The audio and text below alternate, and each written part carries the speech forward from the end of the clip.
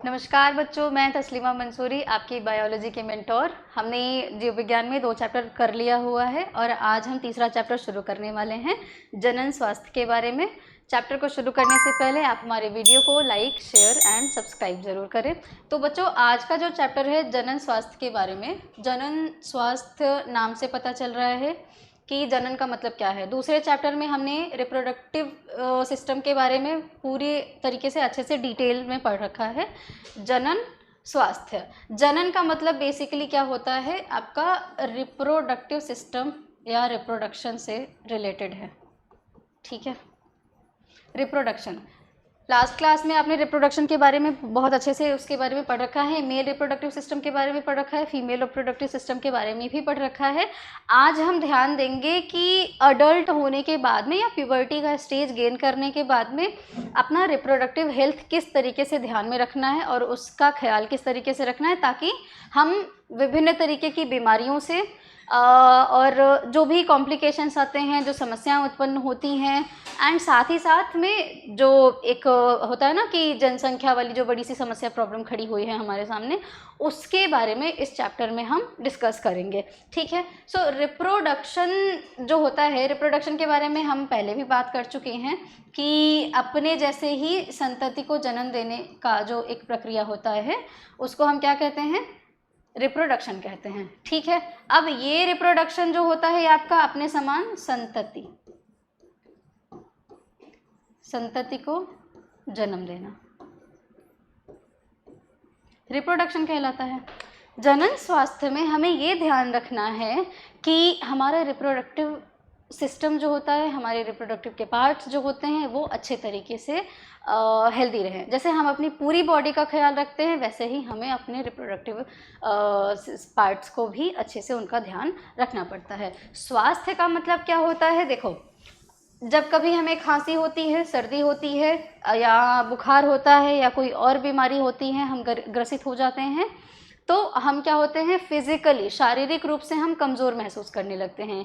Dengue होता है, malaria होता है, या किसी को कोई नॉर्मल फीवर हो रहा है, सर्दी हो रही है, फ्लू हो रहा है, किसी को पीलिया हो रहा है, तरह तरह की बीमारियां जो होती हैं, उनसे जब हमारा शरीर कमज़ोर हो जाता है तो हम कहते हैं कि हम शारीरिक रूप से कमज़ोर हैं या शारीरिक रूप से हम रोगग्रसित हैं, शारीरिक रूप से ग्रसित हैं। ठीक है, इसी तरीके से एक और चीज़ होती है, क्या होती है, हम मानसिक तौर पर भी बीमार पड़ते हैं। आपको तनाव की परेशानी है, आप बहुत ज़्यादा उदास हो रहे हैं, बहुत अकेले रहने का मन कर रहा है, या तरह तरह की आजकल की बीमारियां आ रही हैं, जिसको हम बहुत कॉमनली क्या कहते हैं, डिप्रेशन बोलते हैं।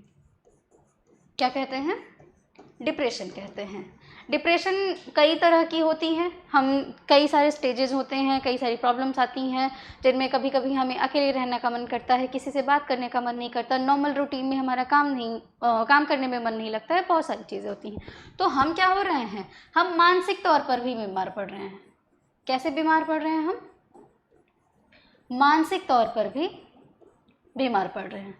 ठीक है, सो स्वास्थ्य में आपका शारीरिक, मानसिक और सामाजिक तीनों पहलुओं को कवर करते हुए हमें स्वास्थ्य का डेफिनेशन देना पड़ता है।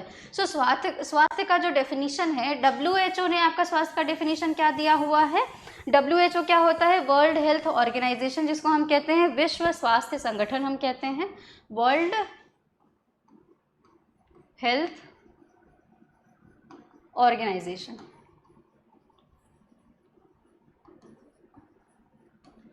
विश्व स्वास्थ्य संगठन ने क्या दिया हुआ है, स्वास्थ्य की परिभाषा क्या दी हुई है। विश्व स्वास्थ्य संगठन के अनुसार जब कोई व्यक्ति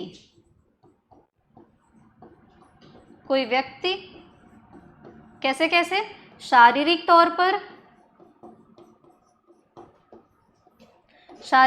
पर, मानसिक तौर पर और सामाजिक तौर पर सोच रहे होगे कि सामाजिक तौर पर कोई स्वस्थ कैसे हो सकता है, तो आपके आसपास का जो समाज है, आप जहाँ पे रह रहे हो वहाँ का माहौल खुशनुमा होना चाहिए। ऐसा नहीं होना चाहिए कि सोसाइटी में बहुत सारे दुनिया भर के पैरामीटर्स होते हैं, पैमाने होते हैं, जिन पे जात पात धर्म ये वो दुनिया भर की चीज़ों को लेकर के लोग आपस में ही लड़ भिड़ रहे हैं, आपस में ही समस्याएं पैदा कर रही हैं।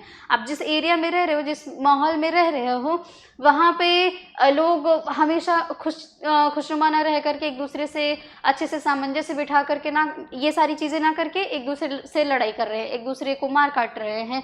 और ये चीज़ आपके परिवार से भी शुरू होता है। अगर आपके परिवार में भी सुख चैन नहीं है, आपके परिवार में भी सुख शांति नहीं है, आपके परिवार के लोग एक दूसरे से अच्छे से प्यार से एक दूसरे के साथ नहीं रह रहे हैं, तो वहाँ का भी माहौल क्या है, समस्या उत्पन्न करने वाला है। और वो समस्या अल्टीमेटली किसको डिस्टर्ब करता है, हमारे मस्तिष्क को डिस्टर्ब करता है। तो हम कैसे बीमार पड़ रहे हैं, समाज से प्रॉब्लम कहाँ आई, हमारे शरीर को आई, दिमाग को आया, मस्तिष्क को आया। मस्तिष्क जब बीमार पड़ रहा है, मस्तिष्क प्रॉपरली काम नहीं करेगा तो फिर शरीर पे उसका इम्पैक्ट पड़ेगा। तो अल्टीमेटली क्या वीक हो रहा है, शरीर वीक हो रहा है। सो इसीलिए WHO ने कहा कि अगर कोई व्यक्ति शारीरिक रूप से, मानसिक रूप से और सामाजिक रूप से स्वस्थ है तो वह व्यक्ति हेल्दी माना जाएगा, स्वस्थ माना जाएगा। ठीक है, आप लोग चेक करिए कि आप लोग किस किस पैमाने पे फिट बैठ रहे हैं। फिजिकली आप लोग फिट हैं, सोशली आप लोग फिट हैं, एंड मेंटली आप लोग फिट है या नहीं हैं। और अगर नहीं है, उसके कॉजेज़ को पता करिए, उसके रीजंस को पता करिए क्या कारण है, और उसको दूर करने की भी कोशिश करिए। ठीक है, ये एक छोटा सा इंट्रो है जनन स्वास्थ्य के बारे में। हम देखेंगे इसके कई सारे पहलू अपने इस चैप्टर में हम पढ़ेंगे।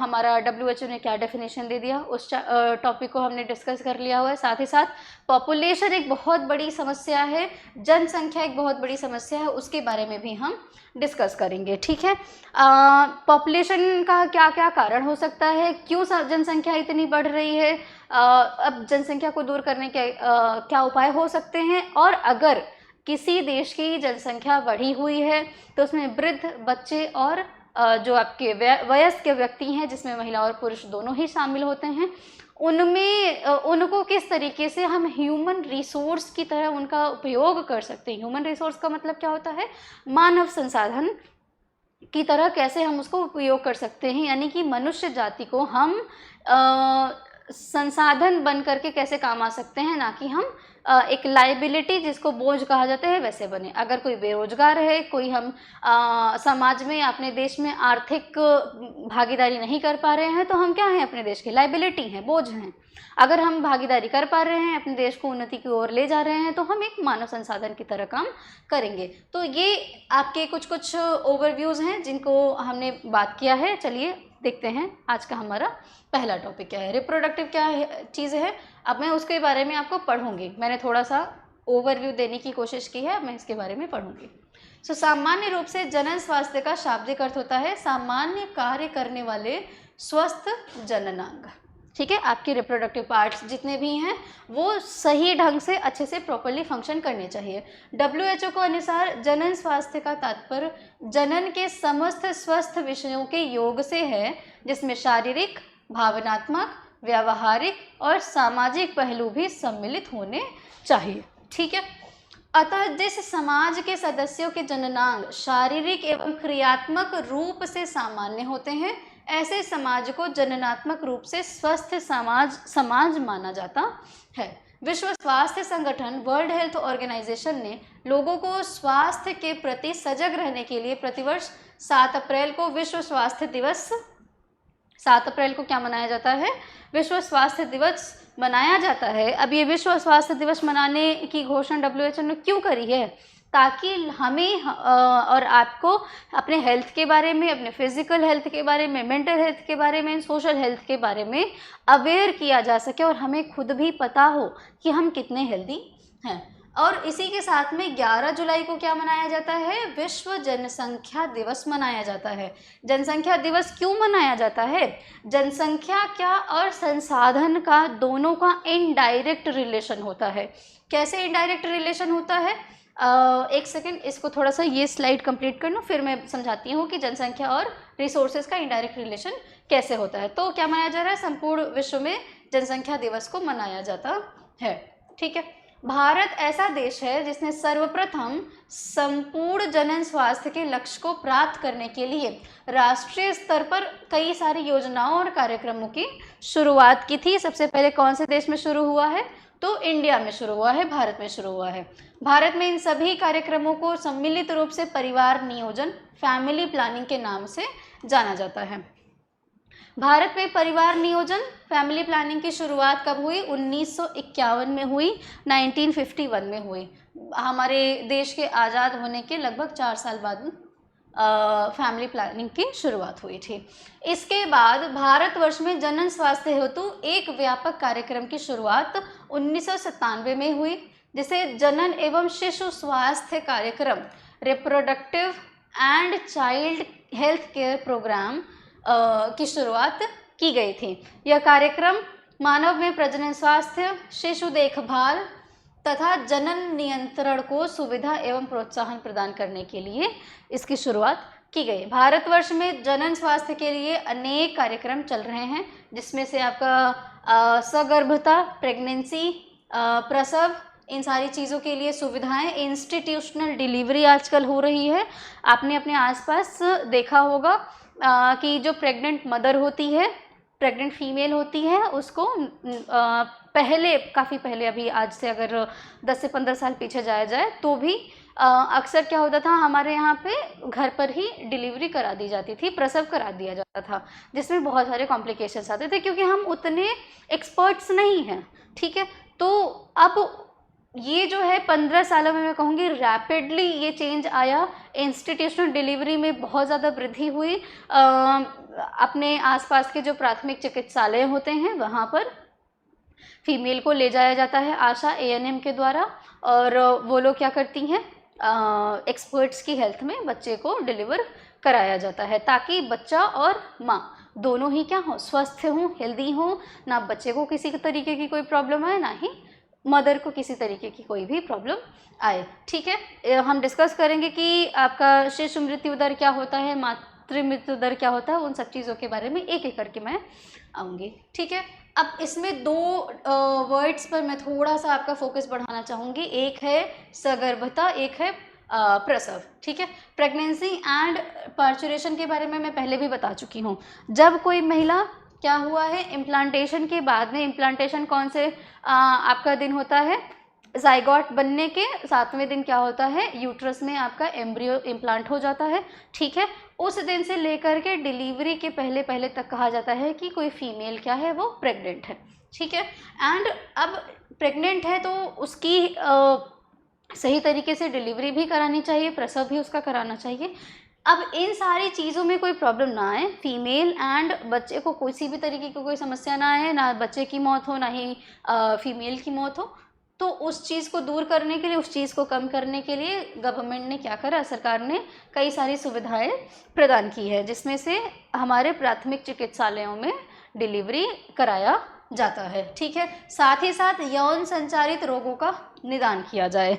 सेक्सुअली ट्रांसमिटेड जो डिजीज़ेज़ होती हैं, अब ये सेक्सुअली ट्रांसमिटेड डिजीज़ेज़ कैसे फैलती हैं, क्योंकि ये इन्फेक्शियस डिजीज़ हैं, ट्रांसफ़र हो रही हैं, ट्रांसमिशन हो रहा है इनका, यानी कि एक पर्सन से दूसरे पर्सन में ये चीज़ क्या हो रहा है, फैल रहा है। और कैसे फैल रहा है, सेक्सुअली फैल रहा है, यानी कि अगर मेल एंड फीमेल दोनों ही एक दूसरे के कांटेक्ट में बिना प्रिकॉशन के आते हैं, कोई ग्रसित है अलग अलग डिजीज़ से, बैक्टीरिया से या फिर वायरसेस से, तो दूसरे पर्सन को भी ये बीमारियां हो सकती हैं।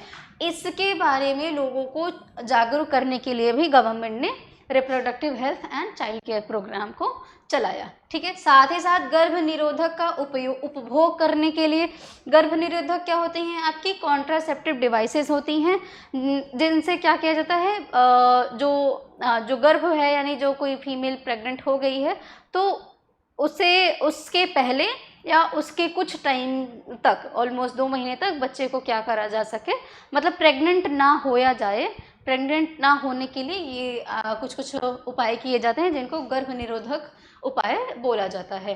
बांझपन, बहुत सारी फीमेल्स हैं जिनमें क्या होता है, वो प्रेगनेंसी कंसीव नहीं कर पाती हैं, तो अब उन महिलाओं को बच्चा नहीं हो रहा है तो फिर उसके लिए क्या किया जा सकता है। आज हम 21st सेंचुरी में रह रहे हैं, तो आज के टाइम पे साइंस बहुत डेवलप हो चुका है। आज के टाइम पे आईवीएफ, सरोगेट और बहुत सारे ऐसे हमारे ये आर्टिफिशियल बच्चे को, आर्टिफिशियल तो मैं नहीं कहूँगी बट लैब में बच्चे को प्रॉपर नहीं बनाया जाता है, बट जाइगोट बना करके फीमेल बॉडी में इम्प्लांट कर दिया जाता है, जिससे फीमेल प्रेग्नेंट हो सकती है। एंड ये जो सो कॉल्ड ये वाला वर्ड है बांझपन, इसको दूर किया जा सकता है। मतलब कोई फीमेल भी प्रेग्नेंट हो सकती है। अगर कोई फीमेल प्रेग्नेंट नहीं हो पा रही है तो एक वर्ड आता है, आप लोगों ने मूवीज़ वगैरह में सुना होगा, आजकल बहुत सारी ऐसी मूवीज़ बनी है जिसमें सरोगेट मदर का कॉन्सेप्ट आया हुआ है, ठीक है। जिसमें से 90s की एक मूवी है, कौन सी मूवी है, चुपके चुपके है, सलमान खान की, उसमें सरोगेट मदर के बारे में दिखाया गया है। प्रीति जिंटा होती हैं, वो रानी मुखर्जी सलमान खान के बच्चे को अपने पेट में पालती हैं एंड देन डिलीवरी के बाद वो हैंड ओवर करती हैं। इस तरीके का कुछ कॉन्सेप्ट उसमें दिखाया गया है। सो सरोगेट मदर क्या होती है, दूसरी फीमेल होती है जो एक कपल के, मतलब हस्बैंड वाइफ के एग्स एंड स्पर्म्स को कैरी करती है अपने पेट में एंड देन वो 9 महीने तक बच्चे को अपने गर्भ में रखती है एंड डिलीवरी के बाद में बच्चे को हैंड ओवर किया जाता है। This is the process of surrogate, okay, surrogacy. So हमने क्या क्या देखा कि जो आपका reproductive and child care health programme है एंड आपकी फैमिली प्लानिंग है, इसके तहत क्या किया जा रहा है, हमारे समाज में लोगों को जागरूक किया जा रहा है क्या क्या परेशानियों से निदान पाने के लिए, यौन संचालित रोगों से निदान पाने के लिए, गर्भ निरोधक का उपभोग सही टाइम पर, किस टाइम पर, कैसे किया जाना चाहिए, उसके बारे में अवेयरनेस फैलाने के लिए, बांझपन वाला जो एक बड़ा सोशल वर्ड है, मैं कहूँगी बांझपन वाला जो एक टैबू वाला वर्ड है, उसको दूर करने के लिए, सगर्भता एंड प्रसव में बच्चे और माँ दोनों ही हेल्दी कैसे रहें, डिलीवरी कैसे हो, इन सारी चीज़ों की सुविधाएं प्रदान करने के लिए सरकार ने कई सारे उपाय किए हुए हैं, ठीक है। आगे आइए। जनन एवं बाल स्वास्थ्य की देखभाल करने के क्या लक्ष्य हैं, जो आपका child care and reproductive health program आपका चल रहा है, सो उसके ऑब्जेक्टिव क्या है, ये वर्ड मैं 2 बार यूज कर चुकी हूँ। एक है आपका क्या, मातृ मृत्यु दर को कम करने के लिए, और दूसरा क्या है, ये शिशु मृत्यु दर को कम करने के लिए, मैटरनल मोर्टालिटी रेट को कम करने के लिए and female infant mortality rate को कम करने के लिए। देखो आरसीएच कार्यक्रम के प्रमुख उद्देश्य क्या है, उसमें से बच्चा व जच्चा यानी कि शिशु और माँ दोनों की ही स्वास्थ्य की देखरेख करना, ताकि मौत के दर को कम किया जा सके। शिशु मृत्यु दर, इन्फेंट मोर्टालिटी रेट जो है, इसमें मातृ मृत्यु दर, मैटरनल मोर्टालिटी रेट, दोनों को, इन्फेंट मोर्टालिटी रेट और मैटरनल मोर्टालिटी रेट को कम किया जा सके, शिशु मृत्यु दर और मातृ मृत्यु दर को कम किया जा सके, ठीक है। जनसंख्या नियंत्रण और स्थिरता को प्रदान करने का भी उद्देश्य है।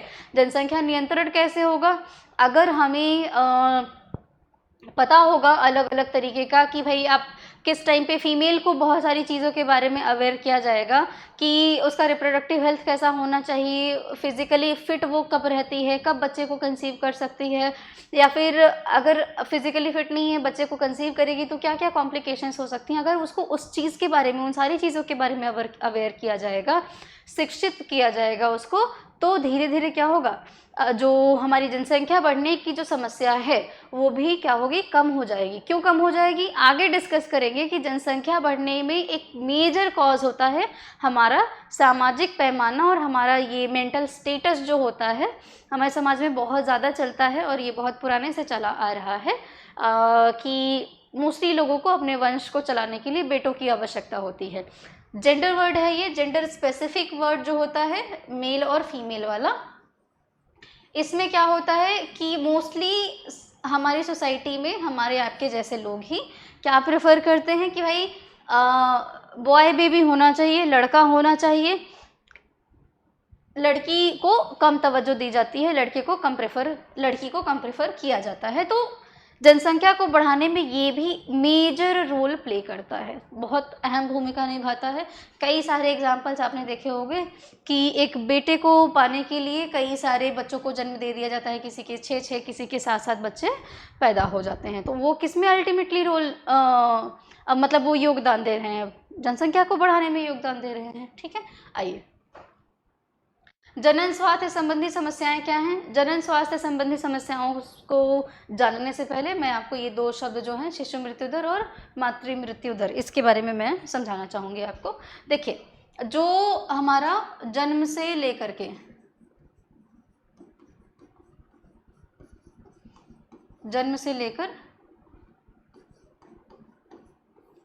एक साल तक का जो बच्चा होता है,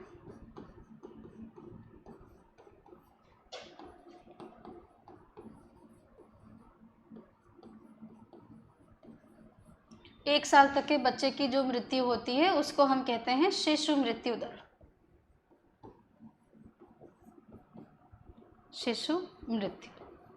अब ये दर कैसे मापा जा रहा है, आपका रेट कैसे मेजर किया जा रहा है, तो एक साल में 1000 बच्चे पर कितने बच्चों की मृत्यु हुई है, कितने बच्चों की मृत्यु हुई है, इससे हम क्या मेजर करते हैं, शिशु मृत्यु दर। ठीक है, सो एक साल में आपके जन्म से लेकर 1 साल तक के बच्चे का 1000 में से कितने बच्चे 1 साल में उनकी मृत्यु हुई है, उसी को हम कहते हैं शिशु मृत्यु दर। क्या बोला जाता है, ये शिशु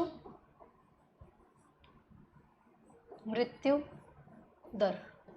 ठीक है, आपका काम है, आप जिस भी स्टेट से बिलोंग करते होंगे, आप अपने स्टेट में, अगर आप उत्तर प्रदेश से हैं तो आप उत्तर प्रदेश का गूगल पे सर्च करिए कि उत्तर प्रदेश का इन्फेंट मोर्टालिटी रेट आज के टाइम पर कितना है, 27 है, 28 है, कितना है। ठीक है, नेशनल मेरे ख्याल से, जहाँ तक मुझे लग रहा है, अगर मैं गलत नहीं हूँ, नेशनल है हमारा शिशु मृत्यु दर 30 है शायद, अगर मैं गलत नहीं हूँ। फैक्ट एक बार आप चेक कर लीजिएगा। अगर 30 से ज़्यादा स्टेट का है तो उत्तर प्रदेश की हालत क्या है, ख़राब है अभी भी। नेशनल हमारा इतना है, तो नेशनल नेशन से नीचे या इसके आसपास रहता तो हम कह सकते हैं कि हम अभी भी थोड़ा सा हम रिकवर हुए हैं, हमने थोड़ा सा इम्प्रूव किया हुआ है। अब सेम चीज़ है मैटरनल मोर्टालिटी रेट का, कि 1 साल में आपकी जो मदर हैं वो 1 लाख पर कितनी मरने वाली महिलाएं हैं, उनके रेट को जो मेजर किया जाता है। और वो कौन सी महिलाएं, जो प्रेग्नेंट तो नहीं कहेंगे हम, जो मतलब बच्चे को जन्म दे सकती हैं, उन महिलाओं का जो रेशियो देखा जाता है कि 1 लाख पर मरने वाली महिलाओं का जो नंबर है उसको हम क्या कहते हैं, मातृ मृत्यु दर बोलते हैं। ठीक है, अब जनन स्वास्थ्य संबंधी क्या क्या प्रॉब्लम्स हैं उसके बारे में थोड़ा सा डिस्कस कर लो। भारत एक युवा व्यक्तियों की संख्या की दृष्टि से अग्रणी देश है। देखो, इसीलिए मैंने वर्ड यूज़ करा था बिल्कुल शुरुआत में ही, क्या, ह्यूमन रिसोर्स। ह्यूमन रिसोर्स के बारे में ये वाला वर्ड मैंने यूज़ किया था। ठीक है, ह्यूमन रिसोर्स का मानव संसाधन, क्या मनुष्य भी संसाधन के रूप में यूज़ करा जा सकता है, मतलब मनुष्य की भी उपयोगिता ऐसे संसाधन हो सकती है। हाँ, बिल्कुल हो सकती है। अगर हम पढ़े लिखे हैं, मनुष्य पढ़ा लिखा है, जॉब क्रिएट कर सकता है, जॉब कर सकता है, हम अपने एनवायरनमेंट को प्रोटेक्ट कर सकते हैं, संसाधन क्रिएट कर सकते हैं, तो हम मानव संसाधन के रूप में इस्तेमाल हो रहे हैं, या फिर हम अपने समाज में एक संसाधन की भूमिका निभा रहे हैं। अगर उसी का उलट दीजिए, हम बेरोजगार हैं, पढ़े लिखे नहीं हैं, कोई भी हम संसाधन को नहीं बना सकते हैं, तो हम एक लाइबिलिटी के तौर पर, एक बोझ की तरह समाज में रह रहे हैं। ठीक है, क्योंकि भारत युवा देश है। भारत को युवा देश क्यों कहा जाता है, क्योंकि इस टाइम पे करेंटली इंडिया में 65% जो आपका पॉपुलेशन है, 100 में से 65 जो लोग हैं वो ये आपके 15 से 29 साल के बीच की एज के लोग हैं। तो ये जो 15 से 29 साल 30 साल के बीच के एज के जो लोग हैं, ये क्या हैं, अभी बिल्कुल यंग हैं। ये जॉब क्रिएट कर सकते हैं, जॉब क्रिएटर्स हो सकते हैं, जॉब करने लायक हैं, पैसे कमाने लायक हैं, इकोनॉमी में कंट्रीब्यूट करने वाले हम और आप जैसे लोग हैं। अब अगर हम पढ़े लिखे नहीं हैं, हम जॉब नहीं कर सकते या हम जॉब नहीं क्रिएट कर सकते हैं, तो हम एक बोझ की तरह उसमें रोल प्ले करेंगे। ठीक है, इसीलिए अब लाइन पढ़ रही हूँ मैं। युवा देश है, युवा वर्ग के जीवन में जनन स्वास्थ्य संबंधी समस्याओं को निम्नलिखित समस्याओं के निम्नलिखित कारण हो सकते हैं। इस चैप्टर में हमारा मेन फोकस क्या है, हम रिप्रोडक्टिव हेल्थ के बारे में देखेंगे, क्योंकि हम यूथ हैं तो हम भाई आजकल नशा जैसी बहुत सारी चीज़ें हैं, ड्रग्स हैं, सिगरेट है, ये सारी चीज़ें हैं, उस पर बहुत ज़्यादा फोकस हो रहा है युवाओं का। इससे भी आपके रिप्रोडक्टिव हेल्थ पर बहुत ज़्यादा असर पड़ता है, आगे मैं डिस्कस करूँगी। ठीक है, आइए। ओके, क्या क्या समस्याएं हैं देखिए, एक एक करके मैं पढ़ते जा रही हूँ। हमारे देश में अनेक प्रकार की सामाजिक धार्मिक मान्यताओं के कारण यौन संबंध पर बात करना उचित नहीं माना जाता है। ये तो हम सभी जानते हैं कि हम बहुत ज़्यादा बचते हैं अपने सेक्सुअल हेल्थ के बारे में बात करने से। ठीक है, हालांकि अब बात किया जाना चाहिए, बच्चों को जागरूक करना चाहिए हर चीज़ के बारे में, तभी हम सही डिसीजन ले पाएंगे, जिससे अनेक लोगों को यौन संबंधी कई सारी समस्याओं का सामना करना पड़ता है। कहीं कहीं देखा गया है कि यौवनावस्था से पूर्व ही बच्चों का विवाह कर दिया जाता है। चाइल्ड मैरिज भारत में बहुत ज़्यादा प्रचलित था, भारत के अलावा कई सारे देशों में भी चाइल्ड मैरिज, इवन अफ्रीका के कई सारे देशों में आज भी चाइल्ड मैरिज बहुत ज़्यादा प्रेवलेंट है, बहुत ही ज़्यादा चल रहा है। क्यों चल रहा है, उसका रीज़न क्या है, गरीबी। जहाँ पे भी गरीबी होगी, जहाँ पे ही भी पैसा नहीं होगा, लोग हम इस शादी और बहुत ज़्यादा बच्चे पैदा करना, इस तरह की कुचक्र में फंसे ही रहेंगे अगर हम गरीब हैं, मतलब हमारे पास अगर रिसोर्सेज नहीं हैं। इस उम्र में बच्चों में जनन क्षमता और लैंगिक लक्षणों का विकास प्रारंभ होता है। चाइल्ड मैरिज कर दिया, प्यूबर्टी को अटेन करने से पहले ही बच्चे की शादी कर दी गई। भाई प्यूबर्टी अटेन करने का फीमेल में क्या एज है, 11 से 13 वर्ष की एज है, मेल में क्या है 13 से लगभग 15 वर्ष की एज है। ठीक है, अब इससे पहले ही 10 साल या 11 साल या फिर 9 साल 12 साल के एज में बच्चों का शादी कर दिया जा रहा है। वो क्या जाने, शरीर के साथ साथ में आपका मानसिक विकास भी तो हो रहा है, उसमें उन्हें क्या पता है कि हमारे साथ क्या हो रहा है, हमारा फिजिकल डेवलपमेंट कैसे हो रहा है, हमारी बॉडी में क्या क्या चेंजेस आ रहे हैं, उसे क्या पता है। अगर हमने खुद ही नहीं बताया है, हमने अपने बच्चों को उस चीज़ के बारे में बताया ही नहीं है, उन्हें क्या पता चलेगा। तो साथ में ही एज के साथ में, उम्र के साथ साथ में आपका शारीरिक विकास होने के साथ साथ में मानसिक विकास भी होता है। अब अगर हम दोनों ही तरीके से समझदार नहीं हुए हैं, हमें पता ही नहीं है, हम अवेयर ही नहीं हैं, उसका क्या होगा, गलत इम्पैक्ट मिलेगा, गलत परिणाम उसका होगा। ठीक है, तो चाइल्ड मैरिज का गलत परिणाम निकलता है। यौवनावस्था से पूर्व विवाह होने के कारण स्त्री पूर्ण रूप से गर्भधारण करने के लिए तैयार नहीं होती है, क्योंकि फिजिकली फिट नहीं है।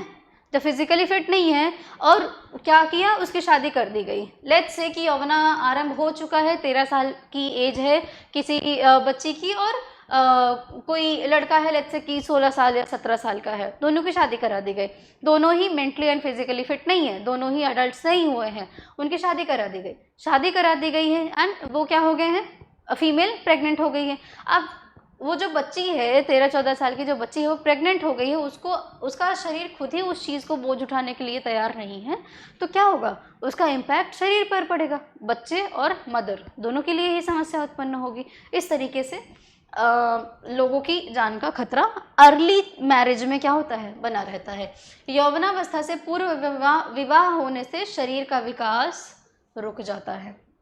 गर्भधारण के बाद पर्याप्त पोषण व उचित देखभाल के अभाव में माता एवं शिशु मृत्यु दर का अधिक होना, यह भी एक कारण है आपके जनन स्वास्थ्य को इम्पैक्ट नुकसान पहुंचाने के लिए। ठीक है, क्या होता है, भारत में आप ये आज़ादी के थोड़ा सा पहले जाइए, ब्रिटिशर्स थे हमारे देश में। ठीक है, मैं बहुत डीप में नहीं जाऊंगी, थोड़ा सा ओवरव्यू लूँगी। ब्रिटिशर्स थे हमारे देश में, उन्होंने क्या करा, हमें हर तरीके से वीक बनाया, पैसे हमारे खाए, सारी चीज़ें। अब देश में हमारे पैसा नहीं है, लोगों के पास खाने को नहीं है, अनाज नहीं है खाने के लिए, हम क्या हो रहे हैं, गरीब हो रहे हैं, शारीरिक रूप से कमज़ोर हो रहे हैं। जब शारीरिक रूप से कमज़ोर हो रहे हैं, माँ खुद ही कमज़ोर है, तो बच्चा भी क्या होगा, कमज़ोर ही पैदा होगा।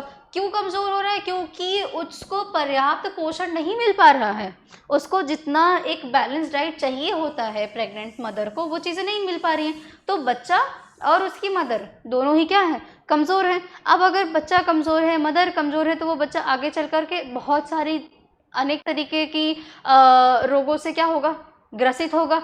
अब उसका पूरा का पूरा जीवन समस्या वाला हो जाएगा। ठीक है, तो रिसोर्स बनने के बजाय वो क्या बन जाएगा, लाइबिलिटी बन जाएगा। कम उम्र में बार बार गर्भधारण करना भी क्या होता है, आपके जनन स्वास्थ्य पर इम्पैक्ट डालता है। गर्भ निरोधकों, जन्म नियंत्रण उपायों विषयक जानकारी का अभाव भी, हमें पता ही नहीं है कौन सा कॉन्ट्रासेप्टिव पिल्स क्या होते हैं, हमें पता ही नहीं है कि आपका फिजिकल रिलेशन हेल्दी कैसे है, पता ही नहीं है किसी को। अगर उस चीज़ का अभाव है तो आप कैसे एक हेल्दी लाइफ सर्वाइव कर सकते हैं, नहीं कर सकते हैं। और ये सारी चीज़ें कैसे आएंगी, डिस्कशन करने से आएंगी, बातें करने से आएंगी।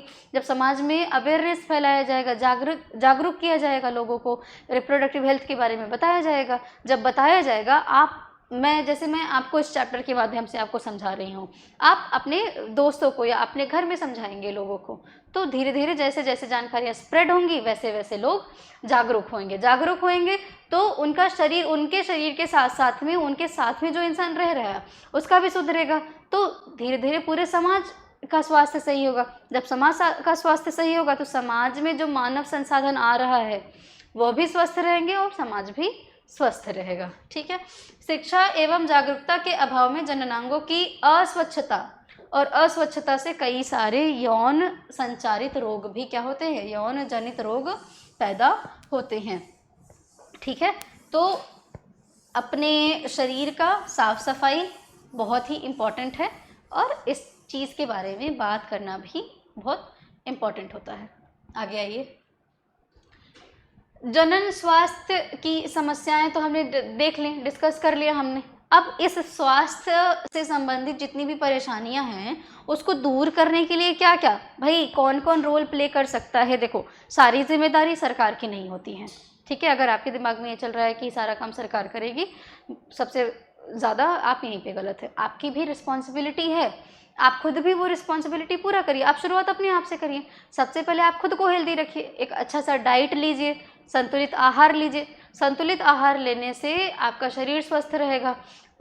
स्वच्छता से रिलेटेड चीज़ों को अपनाइए, अपने कपड़े, अपनी चीज़ें, अपना शरीर, हर चीज़ को स्वस्थ रखिए, आप स्वस्थ रहेंगे। जब आप स्वस्थ रहेंगे, आप अपने साथ में अपने परिवार में लोगों को अवेयर करिए, उनसे बातें करिए, उन्हें बताइए कि ये ऐसी प्रॉब्लम है। अगर आप ध्यान नहीं देंगे तो इससे हज़ार तरीके की बीमारियां आएंगी। जैसे हमें बुखार हो जाता है, हमें सर्दी हो जाती है, अगर हम साफ़ सफाई नहीं रखते हैं, अपने आसपास पड़ोस को साफ़ सुथरा नहीं रखते हैं, तो साथ ही साथ उसी तरीके से अगर आप अपने शरीर की देखभाल नहीं कर रहे हैं तो यौन जनित रोग भी पैदा हो जाएंगे, रिप्रोडक्टिव संबंधी आपकी परेशानियां भी उत्पन्न हो जाएंगी। और बहुत सारे लोग ऐसे हैं जो डॉक्टर के पास नहीं जाते हैं, बातें नहीं करते हैं। फीमेल में बहुत ज़्यादा ये प्रॉब्लम आता है, फीमेल अपनी प्रॉब्लम्स को नहीं बताती हैं, छुपाए रहती हैं। ठीक है, लेकिन ऐसा मत करिए। अपने हेल्थ के बारे में लोगों से बात करिए, डॉक्टर से कंसल्ट कीजिए, डॉक्टर दवा देगा, उसका ध्यान रखिए। ठीक है, अब गवर्नमेंट का रोल कहाँ आता है, ये तो हो गई आपकी भूमिका, आपकी भूमिका हो गई, आपके साथ रहने वालों की भूमिका हो गई। गवर्नमेंट ने क्या किया, गवर्नमेंट भी बहुत सारा काम कर रही है। राष्ट्रीय स्तर पर, राज्य के स्तर पर बहुत सारे कार्यक्रम चला रही है। राष्ट्रीय जनसंख्या नीति लाई गई है रिसेंटली 2026 के लिए यूपी गवर्नमेंट ने जनसंख्या नीति को लाया। ठीक है, व्यापक ग्रामीण स्वास्थ्य मिशन को भी लागू किया गया। व्यापक प्रतिरक्षीकरण, टीकाकरण, वैक्सीनेशन प्रोग्राम्स भी चलाए जा रहे हैं। जो मदर हैं उन्हें पता होगा कि वैक्सीनेशन प्रोग्राम जब बच्चे का जन्म हो जाता है और बच्चे के जन्म से पहले भी हमें अलग अलग रोगों से बचने के लिए, मतलब खुद को बचाने के लिए क्या किया जाता है, अलग अलग तरीके के इंजेक्शंस लगाए जाते हैं, टीकाकरण किया जाता है। जिसमें आपका पोलियो वो ओरल तरीके से दिया जाता है, डीपीटी वगैरह हो गया, खसरा से बचने के लिए हो गया, चेचक से बचने के लिए हो गया, कई तरह की आपको इंजेक्शंस दी जाती हैं। जनन एवं बाल स्वास्थ्य सेवा कार्यक्रम, ये सारी विभिन्न तरीके के कार्यक्रम को चलाया जा रहा है। एक एक करके हम डिस्कस करेंगे। ठीक है, देखो, राष्ट्रीय जनसंख्या नीति में क्या करा गया, नेशनल पॉपुलेशन पॉलिसी लाई गई। इसमें हमें क्या करा गया कि भाई हमारे आप जैसे लोगों को अवेयर करने के लिए कि एक बड़ा फेमस स्लोगन चला था, अगर आपको याद हो, हम दो हमारे दो वाला स्लोगन चला था। ये लाइन क्या दर्शाता है, हम दो हमारे दो वाला? इससे लोगों को जागरूक किया गया, अडल्ट्स को जागरूक किया गया, कपल्स को, दंपतियों को जागरूक किया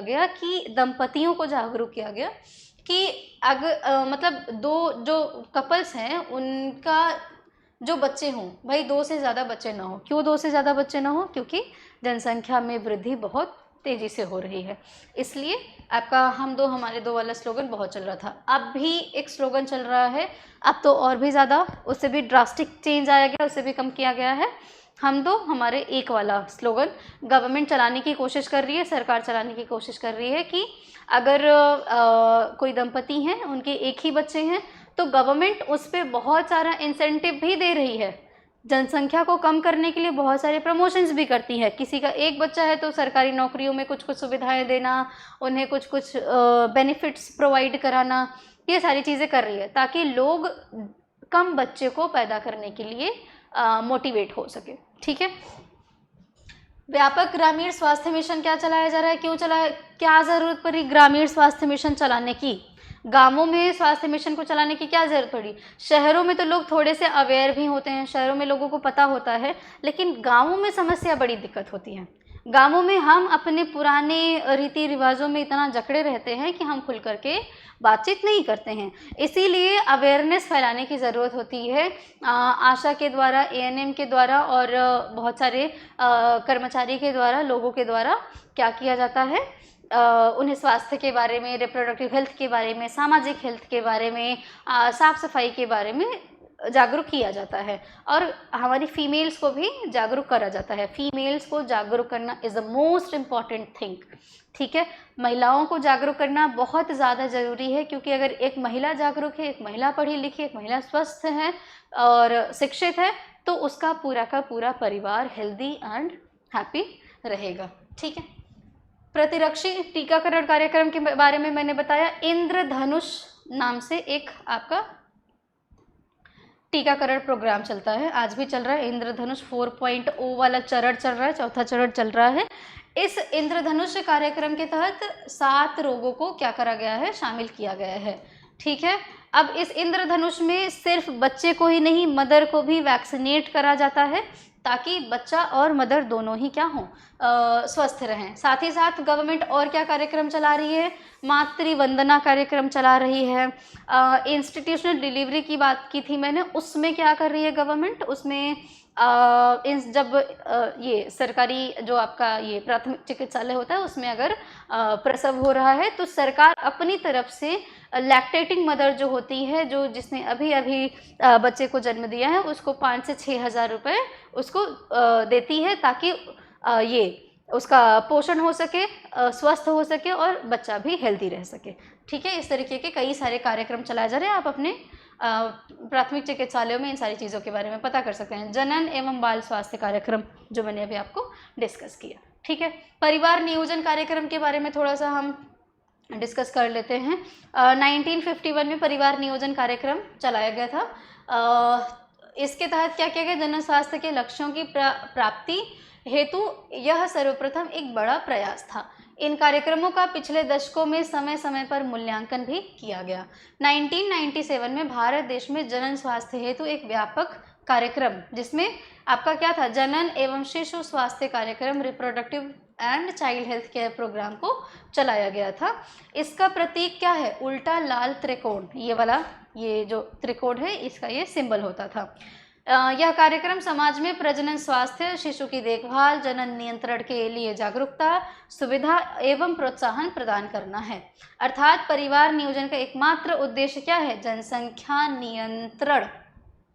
फैमिली प्लानिंग का एकमात्र उद्देश्य क्या है, जनसंख्या नियंत्रण। साथ ही साथ जो आपके बच्चे हैं वो हेल्दी हों, इसके अलावा क्या हो, आपका हेल्थ पूरी तरीके से आप क्या हो, स्वस्थ हों। ठीक है। सन 1977-78 के बाद परिवार नियोजन का नाम बदल करके परिवार कल्याण कार्यक्रम, फैमिली वेलफेयर प्रोग्राम को रखा गया था। आपका फैमिली प्लानिंग की शुरुआत कब हुई, 1951 में। 1997 में child and reproductive health care program को चलाया गया। इन सभी कार्यक्रमों का उद्देश्य क्या है, आपको सामाजिक, मानसिक और शारीरिक रूप से स्वस्थ रखना, जनसंख्या को कंट्रोल में रखना, जो बच्चे हैं उनको हेल्दी रखना, मातृ मृत्यु दर को कम करना, ये सारे अलग अलग क्या हैं, उद्देश्य हैं। जनन स्वास्थ्य संबंधी विषयों की जागरूकता की आवश्यकता क्यों है? क्यों है जरा बताइए। अभी मैंने बताया कि जनन स्वास्थ्य संबंधी विषयों की जागरूकता क्यों ज़रूरी है। अगर जनन स्वास्थ्य संबंधी विषयों की जागरूकता बढ़ेगी तो लोग क्या करेंगे, कम बच्चे पैदा करेंगे, अपने बॉडी को हेल्दी रखेंगे एंड एक हेल्दी बेबी को जन्म देंगे। यौन शिक्षा, अगर चाहे लड़का है या लड़की है, अगर उसे सेक्स एजुकेशन दिया जा रहा है, जो कि बहुत सारे देश, इवन भारत, हमारे भारत देश में भी सेक्स एजुकेशन को अब प्रमोट किया जा रहा है और किया भी जाना चाहिए। सेक्स एजुकेशन का बेसिक सा मतलब है कि आपको अपने रिप्रोडक्टिव हेल्थ के बारे में पता हो। Just 1 minute. आपको अपने रिप्रोडक्टिव हेल्थ के बारे में पता हो। अब क्योंकि आप साइंस के स्टूडेंट हैं तो आपको तो पता होना ही चाहिए। हम जानते हैं प्यूबर्टी क्या होती है, हमें पता है, ठीक है। अब प्यूबर्टी की एज में क्या हो रहा है, बहुत सारे हार्मोनल चेंजेस हमारी बॉडी में होते हैं। हार्मोनल चेंजेस हो रहे हैं। जब हार्मोनल चेंजेस हो रहे हैं तो ये हार्मोनल चेंजेस किस में चेंज करे, आपकी फिजिकलिटी में चेंज कर रहा है, आपका फिजिकल स्ट्रक्चर चेंज हो रहा है। मेल है तो अलग तरीके से स्ट्रक्चर चेंज हो रहा है, फीमेल है तो अलग तरीके से स्ट्रक्चर चेंज हो रहा है, ठीक है। फिजिकल स्ट्रक्चर बदल रहा है, साथ ही साथ में ये हार्मोन्स आपके न्यूरॉन्स को भी अफेक्ट करते हैं। किसको अफेक्ट करते हैं? न्यूरॉन्स को अफेक्ट करते हैं। न्यूरॉन्स को इन्होंने प्रभावित किया तो न्यूरॉन्स अल्टीमेटली हमारे किसके, इमोशंस को अफेक्ट कर रहा है। किसको अफेक्ट कर रहा है? इमोशंस को आपके अफेक्ट कर रहा है। अब इमोशंस को अफेक्ट कर रहा है तो यही जो एज होता है 15 से 18 साल 19 साल का जो एज होता है, आप अपोजिट सेक्स के प्रति क्या होते हो, अट्रैक्ट होते हो, जो कि बिल्कुल ऑब्वियस सी बात है, ठीक है, नेचुरल है, हमारे हार्मोनल चेंजेस आ रहे हैं, वो सारी चीज़ें ऑब्वियस हैं।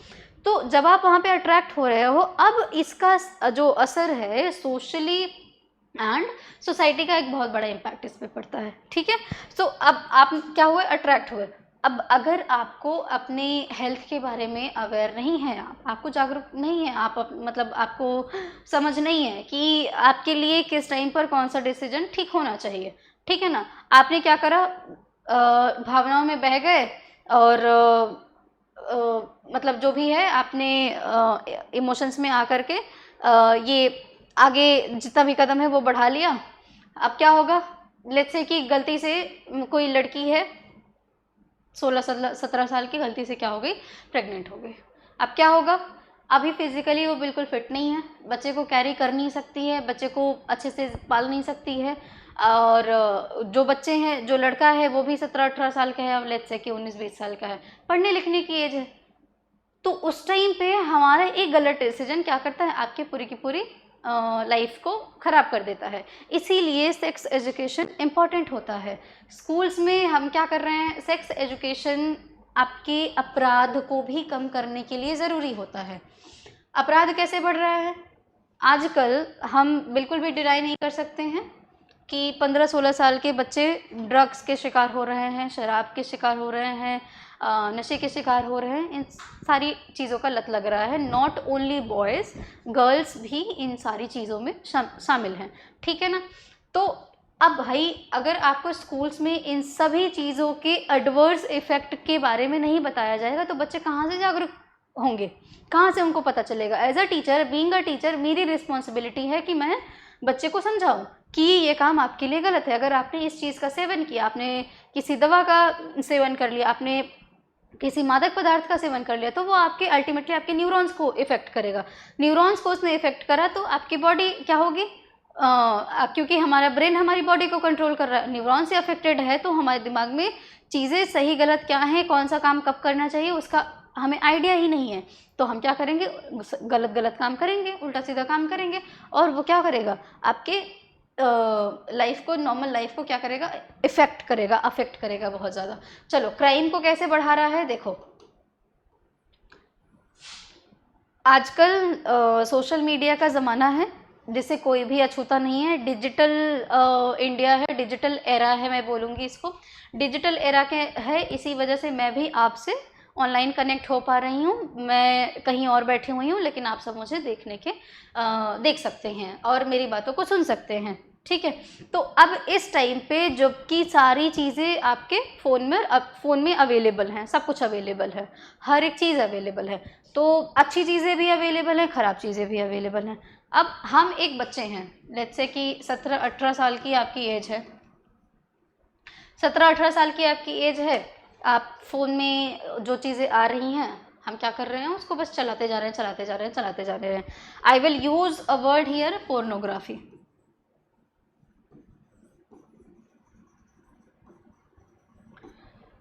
पोर्नोग्राफी क्या होता है, फ़ोन में या फिर कुछ ऐसे वीडियोस बनाए जाते हैं जो कि मतलब ये न्यूड पिक्चर्स वगैरह, वीडियोस वगैरह, ये सारी चीज़ें डाली जाती हैं।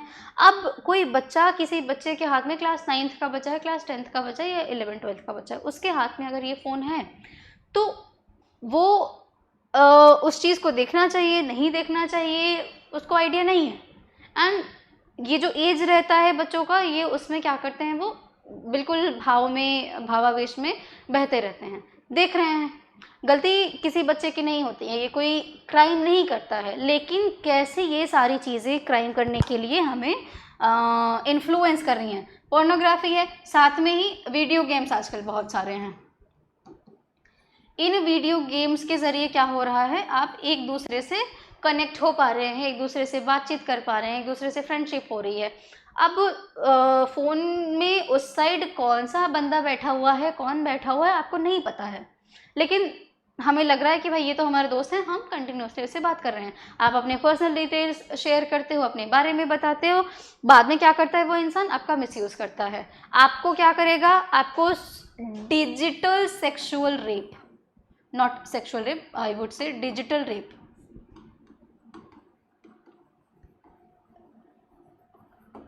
आजकल डिजिटल रेप का कॉन्सेप्ट आया है। डिजिटली कैसे कोई किसी का रेप कर सकता है। डिजिटल रेप में क्या हो रहा है, किसी बच्ची को इन्फ्लुएंस करके पहले उसको अपने जाल में फंसा लिया जाता है, ट्रैप कर लिया जाता है, फिर उस बच्ची को मजबूर किया जाता है, उसको फोर्स किया जाता है, वो अपने पिक्चर्स भेजे, वीडियोस बनाए, ये करे वो करे, इस तरीके से किया जाता है, ठीक है। इसके अलावा क्या करा जा रहा है, नशे की इतनी लत लग रही है, बच्चे बहुत ज़्यादा नशे में हो रहे हैं। मैं अपने आसपास भी देखती हूँ, और पंजाब और आपके ये पंजाब वाले एरिया में आप जाएंगे तो बहुत सारे बच्चे नशे से जूझते रहते हैं। अब क्योंकि बच्चा क्या हुआ है, बिल्कुल अब दूसरे डायरेक्शन में फंसा हुआ है।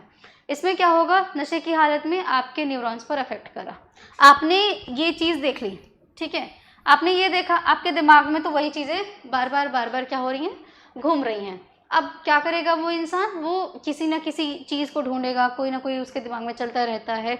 एक criminal, I would not say that criminal, लेकिन एक जो आदमी है जो नॉर्मल रहता है, लेकिन इन्फ्लुएंस में आकर के वो किसी बच्ची का, किसी फीमेल का रेप करता है, किसके इफेक्ट में करता है, ड्रग्स के इफेक्ट में करता है, नशे के इफेक्ट में करता है, या जो गलत मैसेजेस या गलत जानकारी उसको है, जिसने भी, जहाँ से भी उसने गैदर करा हुआ है, उसके इफेक्ट में वो ये सारे काम करता है, ठीक है। क्या किया, इन्फ्लुएंस में आकर के उसने किसी की लाइफ तो खराब कर दी, ठीक है, आपने जो भी किया इन्फ्लुएंस में आकर के आपने वो लाइफ खराब कर दी। बाद में जब आपको होश आता है, आपको लगता है कि ये क्या कर दिया आपने, आप भी कल्प्रेट हो गए, आपने किसी की लाइफ बर्बाद कर दी। All this happened because of the क्या, ये इग्नोरेंस की वजह से, अनभिज्ञता, आप अनभिज्ञ हो गए और मिस्टेक हो गया, ठीक है। तो ये सारी चीज़ें नहीं करनी है। आज ये चैप्टर है, तो इस चैप्टर में ये फैक्ट से ज़्यादा सोशल अवेयरनेस की बात है, इसलिए मैं आपको थोड़ा सा डीप जा कर के इन सारी चीज़ों के बारे में बात कर रही हूँ। And that is why sex education यहाँ पे इम्पॉर्टेंट हो जाता है। इसीलिए हर स्कूल में क्लास फर्स्ट से लेकर के जो बच्चे हैं उनको अवेयर किया जाना चाहिए। क्लास फर्स्ट से लेकर के गुड टच बैड टच से लेकर के आपको बताया जाना चाहिए कि क्या सही है क्या गलत है, आपके अपने रिप्रोडक्टिव हेल्थ के बारे में बताया जाना चाहिए। इसीलिए आज इस वीडियो के माध्यम से मैं भी जितना हो सक रहा है आपको अवेयर करने की कोशिश कर रही हूँ। आगे अगले टॉपिक पर आइए, गर्भवती महिलाओं को प्रसव व शिशुपालन संबंधी ज्ञान के बारे में भी बताया जाना चाहिए। हमारी दादी नानी के ज़माने में क्या होता था, घर पर ही डिलीवरी करा दी जाती थी। भैया नहीं, अब समय बदल गया है, फिजिकलिटी बदल गई है, कॉम्प्लिकेशंस बहुत सारे आ गए हैं।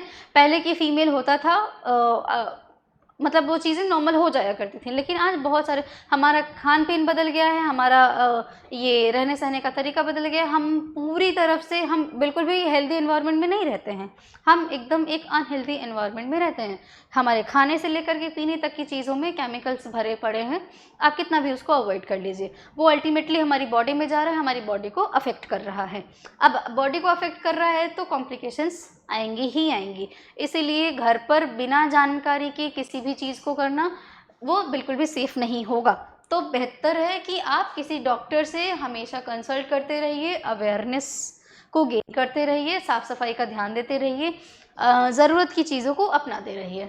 गर्भ निरोधक विधियों का ज्ञान भी आवश्यक है। कॉन्ट्रासेप्टिव मेडिसिन्स के बारे में भी जानकारियाँ आवश्यक हैं। सिर्फ इतना ही नहीं है कि आप सेक्सुअली एजुकेटेड हैं और आपको पता है इतने से काम चल जाएगा, नहीं। आपको कुछ कुछ दवाइयाँ ऐसी हैं जिनके बारे में थोड़ा सा पता होना चाहिए, ताकि आप जो प्रॉब्लम है, प्रॉब्लम से पहले ही क्या करा जाए, उसको प्रिवेंट किया जा सके। ठीक है, एक कोट है, prevention is better than cure. Prevention is better than cure. इलाज से पहले रोकथाम ज़रूरी है। कोरोना वायरस आया था, कोरोना वायरस का क्या था, आप डिस्टेंस मेंटेन रखिए, सोशल डिस्टेंसिंग रखिए, अपने घर में रहिए, कांटेक्ट जितना ज़्यादा कम होगा स्प्रेड उतना कम होगा। ठीक है ना। तो क्या होगा भाई, हमने क्या करा, हम क्योर नहीं कर रहे हैं उस चीज़ को। क्योर तो तब करेंगे जब समस्या आ चुकी होगी, जब हम बीमार हो चुके होंगे। लेकिन क्योर करने से पहले ही हमें क्या करना है, हमें प्रॉब्लम को फेस करने से पहले उसको प्रिवेंट कर देना है, रोक देना है, ताकि वो बीमारी हमें हो ही ना, वो समस्या हमें हो ही ना। ठीक है, इसीलिए आपके रिप्रोडक्टिव हेल्थ में साथ ही साथ ये जो आपका प्रेगनेंसी का जो होता है, इन सब में आपको बहुत ही एहतियात बरतने की ज़रूरत होती है, ताकि प्रॉब्लम्स ना आए। ठीक है, कॉन्ट्रासेप्टिव पिल्स में आगे हम डिस्कस करेंगे कौन कौन से ऐसे गर्भ निरोधक दवाइयाँ हैं और ये सारी चीज़ें हैं। ठीक है, चलो आज वैक्सीनेशन के बारे में थोड़ा सा डिस्कस कर लेते हैं। अगला टॉपिक हमारा, इससे पहले हमने पढ़ा था कि हमें स्वस्थ रखने के लिए दवाओं की ज़रूरत पड़ती है, और कुछ बीमारियां ऐसी होती हैं जिनको हमें मतलब जो हमें बीमार करने से पहले ही उनसे हम अपने आप को प्रोटेक्ट कर लेते हैं। तो वो हम कैसे करते हैं, वैक्सीनेशन के ज़रिए करते हैं, टीकाकरण के ज़रिए करते हैं। टीकाकरण क्या होता है, बेसिकली कुछ एंटीबायोटिक दवाएं होती हैं जिनको हम क्या करते हैं, लेट्स से कि चेचक है, तो चेचक से बचने के लिए जो एंटीबायोटिक दवा है वो हमें पहले ही डोजेस के हिसाब से हमें इंजेक्शन के थ्रू दे दिया जाता है, ताकि हमारी बॉडी में चेचक के एंटीबॉडीज़ बन सके, और अगर इन केस ये आपके स्मॉल पॉक्स वाले आपके वायरसेस आपको अफेक्ट करें तो आप बीमार ना हुए। ठीक है, सो स्वास्थ्य विभाग द्वारा शिशु एवं गर्भवती महिलाओं को अनेक बीमारियों से बचाने के लिए इनमें टीकाकरण करवाया जाता है। रोगजनक कारकों को जीव शरीर में प्रवेश कराने से शरीर का बचाव करना क्या कहलाता है, टीकाकरण कहलाता है। देखो, शरीर में आपके वायरसेस, बैक्टीरिया, फंजाई, ये सारी चीज़ें आपके एंटर करेंगी ही करेंगी, उन्हें कोई नहीं रोक सकता है। ठीक है, because they are micro organisms and we can not see them. तो इसीलिए आप वो हमारी बॉडी में जाएंगे ही जाएंगे, लेकिन हमारी बॉडी में जा कर के वो हमें उतना ज़्यादा अफेक्ट ना करें, इसलिए उस चीज़ से बचने के लिए क्या कराया जाता है, हम वैक्सीन्स लेते हैं। कोरोना वायरस में आपने वैक्सीन लिया, वैक्सीन क्यों लिया आपने, इन केस अगर कोरोना वायरस आपको इन्फेक्ट करता है तो वो वैक्सीन जिसने आपकी बॉडी में एंटीबॉडीज़ बनाए हुए हैं आपको अफेक्ट ना करे। ठीक है, यही कहलाता है क्या, टीकाकरण। टीकाकरण जो होता है ये 3 प्रकार से होता है। एक होता है कि जो पैथोजेंस हैं उनको मार करके उनसे बनने वाला जो एंटीबॉडीज़ हैं उनको हम क्या करते हैं, हमारी बॉडी में इंजेक्ट करा देते हैं। तो ये किल्ड मेथड में क्या होता है, इस विधि से रोगजनक कारक जो होता है फॉर्मेलिन में रख करके उसको पहले मार दिया जाता है, ठीक है, बैक्टीरिया है या वायरस है। फिर शरीर में क्या करा जाता है, इसको प्रविष्ट कराया जा सकता है। जैसे टाइफाइड के बैक्टीरिया हो गए, पैराटाइफाइड हो गया, होपिंग कफ या काली खांसी हो गया, हैजा हो गया। अब जब ये किल्ड बैक्टीरिया आपकी बॉडी में जाते हैं, ठीक है, तो हमारे शरीर में जो एंटीबॉडीज बना हुआ है वो उसके अगेंस्ट में तुरंत ही क्या करने लगते हैं, काम करने लगते हैं, उस पर अटैक करने लगते हैं। तब उसके बाद क्या होता है, अगर बाद में आपकी बॉडी में क्या हुआ कि सेम बैक्टीरिया वापस आपकी बॉडी में गया, तो जो एंटीबॉडीज है वो ऑलरेडी अलर्ट मोड पर है, तो वो क्या करेगा, उसको तुरंत ही खा जाएगा, मतलब उसको किल कर देगा, खत्म कर देगा। निष्क्रिय टॉक्सिन्स द्वारा इनएक्टिव टॉक्सिन्स जो होते हैं, विषैले पदार्थ या रोगजनक कारक को निष्क्रिय, उन्हें इनएक्टिव कर दिया जाता है, कंप्लीटली मारा नहीं जाता है, इनएक्टिव करके बॉडी में इंजेक्ट करा दिया जाता है। सेम काम होता है, एंटीबॉडीज उस पर इम्पैक्ट करेगी, मतलब उसको अटैक करेगी, एंड बाद में अगर हम उस चीज़ से बैक्टीरिया वायरस से अफेक्ट हो रहे हैं, इन्फेक्टेड हो रहे हैं, तो एंटीबॉडीज़ हमारी बॉडी में बनी हुई रहती हैं जो उसको किल कर देती हैं। जैसे टिटनेस का है, डिप्थीरिया का है, तो इनके जो वैक्सीन्स बने हुए हैं ये इनएक्टिव टॉक्सिन्स वाले या इनएक्टिव मैटर से बने होते हैं। बाय लिविंग पैथोजेंस, इसमें देखो कुछ रोगों में जो ये आपके बैक्टीरिया या वायरसेस होते हैं, इनके ये प्रोटीन्स या इनके डीएनएस को क्या करा जाता है, लिविंग बैक्टीरिया वगैरह को हमारी बॉडी में इंजेक्ट करा दिया जाता है। क्यों लिविंग बॉडी में इंजेक्ट करा दिया जाता है, बेसिक सा कॉन्सेप्ट है, हमारी बॉडी में बनते हैं एंटीजेंस एंड एंटीबॉडीज़ बनती हैं। एंटीबॉडीज़ प्रतिरक्षी होती हैं जो हमारे शरीर में फैगोसाइटिस की काम करती हैं। फैगोसाइट्स क्या होते हैं, वो ऐसे कोशिकाएं होती हैं जो हमारे शरीर में अगर कोई बाहर से कुछ फॉरेन मटेरियल्स आपकी बॉडी में जा रहे हैं तो वो तुरंत उनको पहचानती हैं कि ये कोई खतरनाक चीज़ है जो इस शरीर को नुकसान पहुंचा सकता है, उसको तुरंत ही क्या कर जाती हैं, खा जाती हैं, ठीक है। ये होती हैं फैगोसाइट्स होती हैं। फैगोसाइट्स में हमारे एंटीबॉडीज़ भी शामिल होते हैं। तो जैसे ही हमारे शरीर में कोई फॉरेन मटेरियल जाता है, वो तुरंत ही उसको डिटेक्ट करती हैं और उसको तुरंत ही किल कर देने का काम करती हैं। तो वैक्सीनेशन में क्या कराया जाता है, अगर हम पहले ही हम क्या करते हैं, उस बीमारी से रिलेटेड प्रोटीन्स को बॉडी में हमने क्या करा, इंजेक्ट करा दिया। एंटीबॉडीज़ उस बीमारी के अगेंस्ट में क्या हो गई हैं, हमारे शरीर में बन गई हैं। अब जैसे ही हमें इन फ्यूचर कोई भी उस बीमारी से रिलेटेड ये आपका बैक्टीरिया फिर वायरस आपको अटैक करता है, आपके शरीर में बना हुआ एंटीबॉडी उसको किल कर देता है। तो इस तरीके से वैक्सीन क्या करता है, काम करता है। लिविंग पैथोजेंस में कौन कौन सी बीमारियों को शामिल किया गया है, टीबी है, और आपके क्या है, ये चेचक है, और क्या है।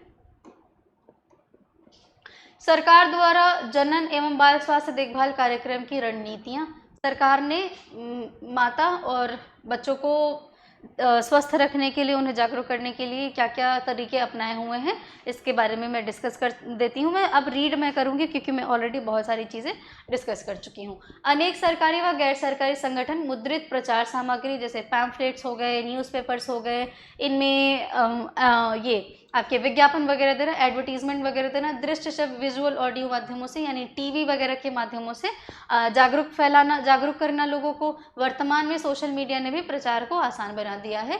टीवी, सिनेमा, लाउडस्पीकर, रेडियो और ये सारी चीज़ें जो हैं दृश्य श्रव्य माध्यम हैं। लिफाफे, डाक ticket, post cards, hoardings, banner, पत्र पत्रिकाएँ, इन सभी के माध्यम से जागरूक अभियान चलाए जाते हैं, जागरूकता के बारे में फैलाया जाता है, लिखा जाता है, जिनको पढ़ करके, जिनको देख करके हम अवेयर होते हैं। शिक्षक, माता, मित्र, निकट संबंधी, इन सभी का काम है समाज में जागरूकता फैलाएं। पाठ्यक्रमों में जनन स्वास्थ्य, प्रजनन तंत्र की संरचना व कार्य को वर्तमान शिक्षा में शामिल किया जाता है। किशोरों को यौन संचारित रोगों की जानकारी उपलब्ध कराना, समाज में सभी वर्गों में लैंगिक समानता के प्रति जागरूक करना, लोगों की जनन संबंधी सभी आवश्यकताओं जैसे सुरक्षित सगर्भता, सुरक्षित प्रसव आदि को आसान करना और उनके बारे में अवेयर करना, ये सारे कार्यक्रम चलाए जा रहे हैं। विवाह योग्य एवं विवाहित जोड़ों को गर्भधारण, गर्भ निरोध, सगर्भता, प्रसव व शिशु देखभाल संबंधी जानकारियों को उपलब्ध कराना। यौन अपराधों पर रोक, यौन अपराधों पर रोक कैसे लगेगा, प्रिवेंट करके, जागरूकता को फैला करके। बाल टीकाकरण कार्यक्रम चलाया जा रहा है। भ्रूण लिंग परीक्षण तकनीकी एमनियोसेंटेसिस जो होता है इस पर रोक लगाया जाए। एमनियोसेंटेसिस क्या होता है? लास्ट क्लास में मैंने आपको प्लेसेंटा एंड हमारा जो एम्ब्रियो होता है, एम्ब्रियो के बाहर कुछ एक्स्ट्रा एम्ब्रियोनिक लेयर्स होती हैं, जिसमें एक होता है आपका एमनियन। क्या होता है? एमनियन होता है। एमनियोनिक कैविटी में क्या होते हैं? एमनियोटिक फ्लूइड भरा रहता है, ठीक है। अब वो जो फ्लूइड होता है उसमें जो एम्ब्रियो है उसके कुछ पार्टिकल्स होते हैं और उसका डीएनए होता है। उस फ्लूइड को निकाल करके उसको क्या करा, उससे टेस्ट किया जाता है, जेंडर टेस्ट किया जाता है, सेक्स टेस्ट किया जाता है कि जो एम्ब्रियो है वो बेबी बॉय है कि गर्ल बॉय है। अब इस टेस्ट की मदद से क्या करा जाता है? अपराध किया जाता है समाज में, क्योंकि लड़का लड़की वाला बहुत तामझाम चलता है। तो अगर लड़की, फीमेल के गर्भ में लड़की है तो उसका अबॉर्शन करा दिया जाता है, गर्भपात करा दिया जाता है, ठीक है। तो इस चीज़ पर सरकार ने रोक लगा रखी है कि सॉरी, इस चीज़ पर रोक लगा रखी है सरकार ने कि आप ये उल्बवेधन एमनियोसेंटेसिस वाला जो टेस्ट है वो नहीं करा सकते हैं। आज भी इलीगल तौर पर चलता है, लेकिन ये नहीं कराया जाना चाहिए। मैं यहाँ पे आपको एक चीज़ कहना चाहूँगी कि हम अब 21वीं सदी में हैं। मैं तब भी, मतलब पुराने ज़माने में भी इस चीज़ को सपोर्ट नहीं करती हूँ, और पर्सनली मैं आज भी सपोर्ट नहीं करती हूँ कि लड़का और लड़की का जो भेदभाव है, ऐसा कोई भी कॉन्सेप्ट नहीं होता है। आप पढ़े लिखे लोग हैं, समझदार लोग हैं और शिक्षित युवा हैं। आप अपने माइंड से इस टाइप के जो ऑर्थोडॉक्स थिंकिंग है उसको निकालिए, ताकि समाज को और बेहतर बनाया जा सके। ये हमारा काम है कि हम समाज को और बेहतर बना सकें, ठीक है। जनन एवं बाल स्वास्थ्य देखभाल कार्यक्रम की उपलब्धियां। अब देखो, गवर्नमेंट ने इतनी मेहनत करी, इतनी जागरूकताएं फैलाई, टीवी के माध्यम से, सोशल मीडिया के माध्यम से, मेरे जैसे टीचर के माध्यम से, मम्मी पापा के माध्यम से, या समाज में और भी आपके रिश्तेदार हैं, मित्र हैं, संबंधी हैं, इनके माध्यम से, तो कुछ तो अचीवमेंट होनी चाहिए। हमने कुछ अचीव किया। हमने अचीव क्या किया? मैटरनल मोर्टालिटी रेट हमारी घटी, चाइल्ड मोर्टालिटी रेट हमारी घटी, हमारा रिप्रोडक्टिव हेल्थ हमारे लोगों का सही हुआ। एंड यस, एक चीज़ पर हम काम नहीं कर पाए हैं, वो क्या है? जनसंख्या कंट्रोल, जनसंख्या नियंत्रण नहीं हो पाया है। भारत आज विश्व में नंबर 1 है और भारत की आबादी ऑलमोस्ट 150 करोड़ के आसपास में पहुंच चुकी है, 150 करोड़ के आसपास में पहुंच चुकी है। तो क्या अचीव किया? लोगों ने छोटे परिवार को अपनाना शुरू कर दिया है। आज आप अक्सर देखते होंगे कि बाहर कितने भी कपल आप देखते होंगे, मैक्सिमम उनके 1 बच्चे या 2 बच्चे रहते हैं, ठीक है। शिशु मृत्यु दर और मातृ मृत्यु दर को क्या किया गया है? कम किया गया है। जनसंख्या वृद्धि दर में भी गिरावट हुई है। बंध दंपतियों की जांच एवं उनके संतान पैदा करने के मौके बढ़ रहे हैं। बंध दंपति मतलब कुछ ऐसे कपल होते हैं, हस्बैंड वाइफ होते हैं, जिनमें किसी एक में प्रॉब्लम की वजह से बच्चे को कंसीव नहीं किया जा सकता है। तो अभी मैंने आपको बताया था कि टेक्नोलॉजी काफ़ी आगे आ चुकी है, IVF करा करके बच्चा हम पैदा कर सकते हैं, ठीक है। मतलब फादर या मदर, पेरेंट्स बन सकते हैं। यौन से संबंधित रोगों के बारे में लोगों को जागरूक किया गया है और जागरूकता काफ़ी बढ़ी भी है। इन रोगों की जांच करने एवं उपचार करने की सुविधाएं भी बढ़ी हैं और लोग ट्रीट कराने में शर्म भी नहीं करते हैं, मतलब बचते भी नहीं हैं। चिकित्सा सहायता प्राप्त प्रसवों की संख्या में भी क्या हुआ है? वृद्धि हुआ है। इंस्टीट्यूशनल डिलीवरी भी बढ़ी है। अब ये जो जनन संख्या क्या है, जनन तथा बाल देखभाल संबंधी कुछ प्रॉब्लम्स है, इसको पूरी तरीके से लागू क्यों नहीं किया जा सकता है? क्या क्या प्रॉब्लम्स आ सकती हैं? तो इसमें कुछ परेशानियां हैं जिसकी वजह से इसको कम्प्लीटली इम्प्लीमेंट नहीं करा जा सका है। जैसे आर्थिक संसाधनों की कमी है, बहुत सारी जगहों पर पैसे की वजह से इसको कम्प्लीटली पूरी तरीके से इम्प्लीमेंट नहीं करा जा सका। ह्यूमन रिसोर्सेज की कमी है। ह्यूमन रिसोर्सेज की कमी क्यों होगी? क्योंकि भाई हम जागरूक ही नहीं है, तो ह्यूमन रिसोर्स ऑलरेडी क्या हो जाएगा? कम हो जाएगा। जनमानस में जागरूकता की कमी, जनमानस तक इस कार्यक्रम की पूर्ण जानकारी ना होना। कार्यक्रमों के बारे में बहुत सारे लोगों तक पहुंच ना हो पाना। इंफ्रास्ट्रक्चर, भौमिक एवं संरचनात्मक संसाधनों की कमी है। इंफ्रास्ट्रक्चर में क्या कमी होगी? आज मैं कहूँगी इंफ्रास्ट्रक्चर की उतनी कमी नहीं है, कुछ लोगों के पास है कमियाँ, लेकिन मैक्सिमम के पास एक्सेस हैं। हर किसी के पास आज एंड्रॉयड फ़ोन है, तो आप अपने एंड्रॉयड फ़ोन में आपको जो कुछ भी जानकारी चाहिए, अपने रिप्रोडक्टिव हेल्थ से लेकर के, फैमिली प्लानिंग से लेकर के, गवर्नमेंट की स्कीम से लेकर के, आप एक बार बोलिए या टाइप करिए, आपको सारी जानकारी अपने गूगल पर मिलेंगी। ठीक है, तो आज के हिसाब से मैं नहीं कहूँगी कि ये इंफ्रास्ट्रक्चर एक बहुत बड़ा प्रॉब्लम है। हाँ, इंफ्रास्ट्रक्चर प्रॉब्लम हो सकता है कब? इंस्टीट्यूशनल डिलीवरीज वगैरह कराने में, हॉस्पिटल्स वगैरह बिल्ड करने में आज भी ये एक समस्या है। इसमें आर्थिक संसाधन की कमी होना मैं कहूँगी एक समस्या तो है ही, साथ में बड़ी समस्या ये है विल पावर। हमारे यहाँ पे राजनीति का हम सब जानते हैं कि क्या समस्या चल रही है, तो वहाँ पे जो हमारे प्रतिनिधि होते हैं वही इन सारी कामों को आगे बढ़ाने में सबसे बड़ा रोड़ा बनते हैं। प्रसव के बाद देख रेख की कमी भी बड़ी समस्या होती है, जिससे मातृ और चाइल्ड जो मृत्यु होता है वो बढ़ता है। जनसंख्या विस्फोट और जन्म नियंत्रण के बारे में, जनसंख्या विस्फोट क्या है और जन्म नियंत्रण क्या है, इसके बारे में हम थोड़ा सा डिस्कस कर लेते हैं। जन्म नियंत्रण के बारे में मैं ऑलरेडी डिस्कस कर चुकी हूँ, जनसंख्या विस्फोट के बारे में मैं आज थोड़ा सा डिस्कस करूँगी। देखो, एक पर्टिकुलर टाइम में, दिए गए समय में, अगर ज़रूरत से ज़्यादा, मतलब अचानक से बिल्कुल क्या हो रहा है, जनसंख्या में वृद्धि हो रही है, बहुत तेज़ी से वृद्धि हो रही है, तो उस को हम क्या कहते हैं? जनसंख्या विस्फोट कहते हैं, पॉपुलेशन एक्सप्लोजन कहते हैं। ठीक है, भारत देश में ये आपका 1991 के बाद से जनसंख्या में कंटिन्यूअस वृद्धि देखी गई है, और आज भारत जो है वो विश्व में नंबर 1 पर है जनसंख्या के मामले में। लेकिन एक पॉजिटिव एस्पेक्ट ये भी है कि भारत में युवा ज़्यादा हैं, तो हमारे पास ह्यूमन रिसोर्सेज हैं। अब डेमोग्राफी क्या होता है? डेमोग्राफी आपका साइंटिफिक स्टडी जब हम कहते हैं पॉपुलेशन का, जब साइंटिफिक स्टडी करते हैं तो उसको हम कहते हैं डेमोग्राफी कहते हैं। ठीक है,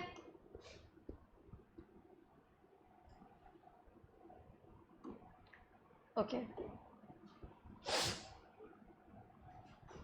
देखिए, जनसंख्या क्या है? जनसंख्या, भारत की जनसंख्या और एक विस्फोटक स्थिति के बारे में थोड़ा सा डिस्कस कर लेते हैं हम। Population of India and explosive situation. जनसंख्या अध्ययन का महत्व क्या है? अगर आप पॉपुलेशन के बारे में स्टडी कर रहे हो, डेमोग्राफी के बारे में स्टडी कर रहे हो, तो उसका इम्पोर्टेंस क्या हो सकता है? उसका इम्पोर्टेंस ये है कि आप देखेंगे कि रिसोर्सेस हमारे पास कितने हैं और जनसंख्या हमारी कितनी बढ़ रही है। मैंने आपको काफ़ी पहले बोला था कि मैं रिसोर्सेज और ये हमारा पॉपुलेशन के बारे में इनडायरेक्ट रिलेशन है उसको समझाने के लिए कहा था।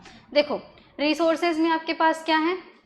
आपके पास खनिज हैं, ज़मीन है, पशुएं हैं, धन है, ये सारी चीज़ें हैं। ये सभी आपके क्या होते हैं? रिसोर्सेज होते हैं। पॉपुलेशन क्या होती है? पॉपुलेशन में आप सभी को ले लो, जितने भी लिविंग हैं, जंतु से लेकर के मनुष्यों तक। हम यहाँ पे मेनली मनुष्य को कंसिडर करेंगे पॉपुलेशन में, क्योंकि हम ही रिसोर्सेज का दोहन करते हैं। अधिकतर हम ही इन रिसोर्सेज का दोहन करते हैं, यूज़ करते हैं, एक्सप्लॉइट हम रिसोर्सेज को करते हैं। तो जैसे जैसे जनसंख्या बढ़ेगी, रिसोर्सेज क्या होगा? कम होता जाएगा। क्यों कम होता जाएगा? मनुष्य को रहने के लिए घर चाहिए, पहनने के लिए कपड़ा चाहिए, खाने के लिए उसको खाना चाहिए। और आज का मनुष्य सिर्फ रोटी कपड़ा मकान पर जिंदा नहीं है, वो और भी चीज़ें उसको चाहिए। अच्छे खासा उसको गाड़ी चाहिए, रहने के लिए जॉब चाहिए, अच्छी लाइफस्टाइल चाहिए, सब कुछ चाहिए। तो उस चक्कर में हम क्या कर रहे हैं? हम अपने रिसोर्सेज का एक्सप्लोजन बहुत ख़राब तरीके से कर रहे हैं, बहुत ही बुरे तरीके से कर रहे हैं। वही रीज़न है, वही कारण है कि आज क्लाइमेट चेंज को हमें फेस करना पड़ रहा है। ठीक है, तो जितना ज़्यादा जनसंख्या होगा, रिसोर्सेज का उतना ही ज़्यादा यूज़ होगा, और रिसोर्सेज क्या होते जाएंगे? कम होते जाएंगे। जनसंख्या बढ़ेगी, संसाधन आपके घटेंगे। ठीक है, this is the indirect relation between resources and population. अब इससे समस्या क्या उत्पन्न होगी? समस्या आज आप देख लो, पेड़ पौधे नहीं हैं, तो उसकी वजह से क्या हो रहा है? बारिश नहीं हो रही है, क्लाइमेट चेंज हो रहा है, वैश्विक तापमान बढ़ रहा है, और आपका ओजोन लेयर डिप्लेशन हो रहा है, बिल्कुल गर्मी एकदम चरम पर है, कहीं बारिश है कहीं बारिश नहीं है, कहीं ठंडी है कहीं ठंडी नहीं है, बिल्कुल माहौल एकदम क्या हो चुका है, बदल चुका है। अब ये क्लाइमेट चेंज क्या कर रहा है, 1000 तरीके की बीमारियां ला रहा है। 1000 तरीके की बीमारियां ला रहे हैं तो किस पर इम्पैक्ट पड़ रहा है, अल्टीमेटली हमें अफेक्ट कर रहा है, हम ही क्या हो रहे हैं, बीमार हो रहे हैं। ठीक है, तो इस वजह से जनसंख्या के बारे में स्टडी करना बहुत इंपॉर्टेंट होता है, ताकि हम आने वाले अपने रिसोर्सेज को उसी के अकॉर्डिंग क्या कर सकें, प्लान कर सकें एंड एक सस्टेनेबल लाइफ को सरवाइव कर सकें। सस्टेनेबल लाइफ को सरवाइव करने का मतलब क्या है कि हम उतना ही रिसोर्स इस्तेमाल करें जितनी हमें ज़रूरत है, और आने वाली पीढ़ी के लिए रिसोर्सेज को बचा करके रखें, ताकि जो आने वाली पीढ़ी है उसको समस्या ना हो। ठीक है, आइए, पुरानी परिस्थितियों के अध्ययन के आधार पर भविष्य की योजनाएं एवं विकास नीतियां बनाने में जनसंख्या का अध्ययन जरूरी होता है। सस्टेनेबल डेवलपमेंट इसको कहते हैं, क्या कहते हैं इसको, सस्टेनेबल डेवलपमेंट, सतत विकास।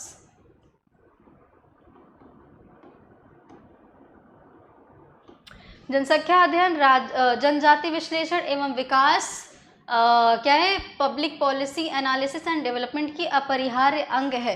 अनेक आर्थिक एवं सामाजिक स्थितियों का स्पष्टीकरण इसी आधार पर किया जाता है। यह भविष्य में आवश्यक खाद्य पूर्ति, मूलभूत योजनाओं में रोजगार सृजन और अन्य चीज़ों के लिए क्या होती है, ज़रूरी होती है। जनसंख्या अध्ययन रहन सहन के स्तर एवं जनसंख्या संबंध के प्रति भी जागरूकता को क्या करता है, पैदा करता है। ठीक है, जनसंख्या का अध्ययन लोगों को जनसंख्या विस्फोट के खतरों के प्रति जागरूक करता है। जनसंख्या का अध्ययन लोगों में गर्भ निरोधक के प्रचार प्रसार में भी सहायता करता है। जनसंख्या की आयु संरचनाएं क्या हैं, एज स्ट्रक्चर इन पॉपुलेशन क्या होता है। देखो, एज स्ट्रक्चर क्या होता है, हम देखते हैं कि जो मनुष्य है वो बच्चे कितने हैं, बूढ़े कितने हैं, युवाएं कितनी हैं, कितने हैं, उसके बारे में हम देखते हैं। वही हमारा जो स्ट्रक्चर हम एक बनाते हैं उसको हम कहते हैं एज स्ट्रक्चर। ठीक है, एफ.एस. बॉर्डनहीमर ने ये कॉन्सेप्ट दिया था। इनके अनुसार किसी भी स्थान या देश की जनसंख्या में सदस्यों के जीवन में 3 काल आते हैं। ये कौन कौन से काल हैं, एक होता है आपका प्री रिप्रोडक्टिव फेज होता है, रिप्रोडक्टिव फेज होता है और पोस्ट रिप्रोडक्टिव फेज होता है। मेरी लाइफ में भी प्री रिप्रोडक्टिव और पोस्ट रिप्रोडक्टिव फेज आएगा। आपकी लाइफ में भी प्री रिप्रोडक्टिव और पोस्ट रिप्रोडक्टिव फेज आता है। प्री रिप्रोडक्टिव का फेज कब से कब तक होता है आपका, आप 1 से लेकर के 14 साल, फीमेल में क्योंकि ज़्यादा होता है तो फीमेल में 11 मैं कहूँगी और मेल में 14-15 साल कहूँगी, तो 1 से लेकर के 14 साल या 15 साल का जो एज होता है उसको प्री रिप्रोडक्टिव फेज कहा जाता है। रिप्रोडक्टिव फेज कौन सा आता है आपका, 18 से लेकर के 30 मैक्सिमम जो फेज़ होता है आपका 29 या 30 वाला जो एज होता है, 30 क्या साइंटिस्ट इसको 40 मानते हैं, तो ये वाला जो फेज़ होता है इसको रिप्रोडक्टिव फेज़ कहा जाता है। उसके बाद वाला 40 से लेकर के 70 या 80 साल तक का जो एज होता है उसको हम कहते हैं पोस्ट रिप्रोडक्टिव फेज़ कहते हैं। ठीक है, जब रिप्रोडक्शन नहीं होता है और एक हम वृद्धावस्था की तरफ बढ़ते हैं। ठीक है, सो प्री रिप्रोडक्टिव फेज में क्या है, इस काल में जनन से पूर्व अर्थात 18 वर्ष से कम आयु के सदस्यों को रखा जाता है। ठीक है, आइए रिप्रोडक्टिव फेज में कौन आते हैं, इस काल में जनन से पूर्व, ये वाला रिप्रोडक्टिव फेज, इस काल में के अंतर्गत जनन करने वाले अर्थात 20 से 40 वर्ष की आयु के सदस्यों को क्या किया जाता है, रखा जाता है। जननोपरांत पोस्ट रिप्रोडक्टिव फेज में इस काल के अंतर्गत जनन के पश्चात वाले 40 से 70 वर्ष की आयु के सदस्यों को रखा जाता है। जनसंख्या में वृद्धि या कमी होती है या जनसंख्या स्थिर रहती है। यह तीनों कालों के सदस्यों की संख्या पर निर्भर करता है। मतलब किस फेज़ में कौन से लेवल का, मतलब प्री रिप्रोडक्टिव फेज़ अगर बढ़ रहा है तो क्या होगा, पोस्ट रिप्रोडक्टिव फेज़ अगर बढ़ रहा है तो क्या होगा, एंड रिप्रोडक्टिव फेज़ वाले जो लाइक इस टाइम पे करेंटली इंडिया में क्या हो रहा है, इंडिया में रिप्रोडक्टिव फेज़ वाले लोग मतलब 15 से 29 साल वाले जो लोग हैं, युवा हैं, वो अधिक हैं। तो किस तरीके का पॉपुलेशन पिरामिड बनेगा उसके बारे में हम स्टडी करेंगे। सो एक स्थिर जनसंख्या को समकोणिक ग्राफ, रेक्टेंगुलर ग्राफ के माध्यम से दिखाया जाता है। ये आपका स्टेबल पॉपुलेशन है। यहाँ पे जहाँ पे क्या हो रहा है, प्री रिप्रोडक्टिव फेज़ वाला ये फेज़ जो है ये इसमें ज़्यादा लोग होते हैं। रिप्रोडक्टिव फेज़ वाला थोड़ा कम हो जाता है और पोस्ट रिप्रोडक्टिव वाले क्या होते हैं और भी कम रहते हैं। ठीक है, तो इस टाइम पे अगर प्री रिप्रोडक्टिव वाले फेज़ के लोग ज़्यादा हैं एंड रिप्रोडक्टिव फेज़ के लोग थोड़े इससे भी ज़्यादा हैं एंड पोस्ट रिप्रोडक्टिव वाले जो लोग हैं वो कम हैं, तो उस टाइप के जो ऐसा पिरामिड बनता है वो पिरामिड कैसा होता है, स्टेबल होता है। मतलब इस टाइम पे जनसंख्या वृद्धि दर जो होती है वो बिल्कुल स्थिर रहती है। करंटली इंडिया जो है वो स्टेबल पॉपुलेशन वाला ग्राफ दिखाता है, क्योंकि इस टाइम पे टोटल फर्टिलिटी जो रेट है वो 2.1 है और ये काफ़ी सालों से स्थिर दिखाई गई है। ठीक है, स्थिर बनी रही है। साथ ही क्या है, जबकि बढ़ती हुई जनसंख्या में ग्राफ का जो आधारी भाग होता है वो काफ़ी चौड़ा हो जाता है। यहाँ पे देखिए आप, इंक्रीज्ड पॉपुलेशन दिख रहा है। प्री रिप्रोडक्टिव फेज़ में क्या है, ज़्यादा लोग हो रहे हैं जो कि आगे चल कर के रिप्रोडक्टिव फेज़ में जाएंगे, तो यहाँ पर बढ़ती हुई जनसंख्या में प्री रिप्रोडक्टिव का जो आधार होता है वो क्या है, वो ज़्यादा है और ये धीरे धीरे ऊपर तक जाते जाते क्या हो जाता है, पतला हो जाता है। यानी पोस्ट रिप्रोडक्टिव फेज़ के जो लोग होते हैं, जो 40 से 70 आयु के जो लोग होते हैं वो काफ़ी कम संख्या में होते हैं। और क्या है, इसके बाद घटती हुई जनसंख्या में ग्राफ का आधारी भाग क्या हो जाता है, छोटा हो जाता है। ये देखो डिक्रीज्ड पॉपुलेशन में यहाँ पर आपका क्या हो जाएगा, प्री रिप्रोडक्टिव फेज़ वाले जो एज वाले जो पॉपुलेशन है वो घटेगी, रिप्रोडक्टिव वाला थोड़ा बढ़ेगा एंड उसके बाद क्या हो जाएगा, आपका पोस्ट रिप्रोडक्टिव वाला थोड़ा सा ज़्यादा बढ़ेगा। मतलब सबसे ज़्यादा पॉपुलेशन किसकी होगी, पोस्ट रिप्रोडक्टिव वाले फेज़ की होगी। ये होता है आपका जनसंख्या जो होती है वो क्या हो जाती है, घटती है। यहाँ पे प्री रिप्रोडक्टिव फेज़ वाला जो 15 से आपका ये 18 से कम वर्ष की आयु के जो लोग होते हैं, इनकी एज क्या होती है, ये वाली पॉपुलेशन काफ़ी कम होती है। ठीक है, सो आई होप ये बात समझ में आ गई होगी। इंक्रीज्ड पॉपुलेशन में क्या होगा, जो बेस है वो चौड़ा दिखाया जाएगा। क्यों चौड़ा दिखाया जाएगा, एक सेकेंड, बेस चौड़ा दिखाया जाएगा। क्यों चौड़ा दिखाया जाएगा, क्योंकि प्री रिप्रोडक्टिव एज के जो लोग होते हैं वो यहाँ पे ज़्यादा पाए जाते हैं। डिक्रीज्ड पॉपुलेशन में क्या होगा, प्री रिप्रोडक्टिव एज के लोग कम होंगे, पोस्ट रिप्रोडक्टिव एज के लोग ज़्यादा होंगे। फॉर एग्जाम्पल आपका क्या है, जापान का जो कंडीशन है इस टाइम पे। ठीक है, ये है इंडिया का कंडीशन, स्टेबल पॉपुलेशन है इस टाइम पे। रिप्रोडक्टिव फेज़ के लोग थोड़े से ज़्यादा हैं यहाँ पे इस टाइम पे, 65% पॉपुलेशन है एंड पोस्ट रिप्रोडक्टिव फेज़ के लोग क्या हैं, कम हैं इस टाइम पे। ठीक है, आइए आगे।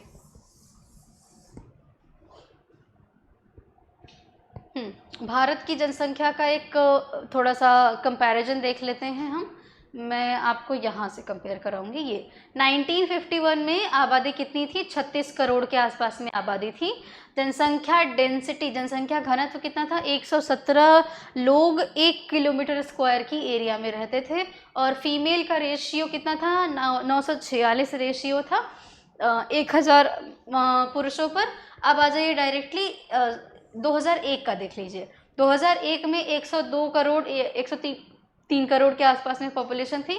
जनसंख्या घनत्व बढ़ता जा रहा है कंटिन्यूसली, 320 लोग 1 किलोमीटर स्क्वायर के एरिया में रह रहे हैं और फीमेल रेशियो क्या हुआ है, घटा हुआ है। 1991 में इतना था और इस टाइम पे इतना है, 933 है। ठीक है, अब 2011 में जनसंख्या तो बढ़ी, 121 करोड़ की आबादी हो गई और 382 लोग 1 किलोमीटर स्क्वायर की एरिया में रह रहे हैं, जिसको हम क्या कहते हैं, जनसंख्या घनत्व कहते हैं। और जो आपका ये सेक्स रेशियो है, लिंगानुपात है, ये 943 है 2011 की जनगणना के अनुसार। 943 है, 943 ये क्या है, महिलाएं हैं। 1000 महिलाओं पर 1000 पुरुषों पर कितनी महिलाएं 2011 की जनगणना के अनुसार है, 943 महिलाएं हैं। यानी कि आपका 1000 में से 943 17 महिलाएं क्या हैं, कम हैं। ठीक है, नहीं सॉरी, कितनी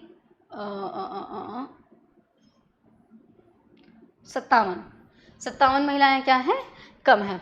अब पॉपुलेशन डेंसिटी क्या होती है और ये आपका लिंगानुपात क्या होता है, इसका थोड़ा सा देख लो।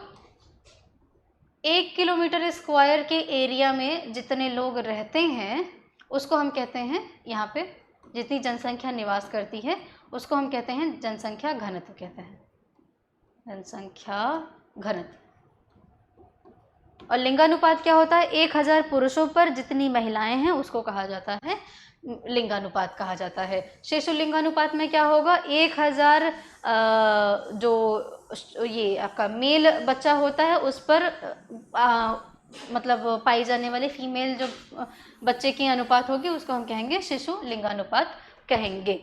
करेंटली 2022 के डेटा के हिसाब से इंडिया का जो पॉपुलेशन है वो ऑलमोस्ट 141.72 करोड़ के आसपास में इंडिया का पॉपुलेशन है, जनसंख्या है। और भारत जो है, मुबारक हो सभी लोगों को, भारत क्या है? नंबर 1 है जनसंख्या के मामले में। एक पॉजिटिव एस्पेक्ट ये है कि भारत में युवा ज़्यादा हैं, तो हम थोड़ा सा चाहें तो उसका यूज़ कर सकते हैं। ये आज का क्लास है और आज का क्लास यहाँ पे ख़त्म होता है। क्लास आप लोगों को अच्छा लगा हो तो चैनल को लाइक, सब्सक्राइब और शेयर कीजिए। और आज का क्लास यहीं पे ख़त्म करते हैं। बहुत बहुत धन्यवाद आप सभी लोगों का।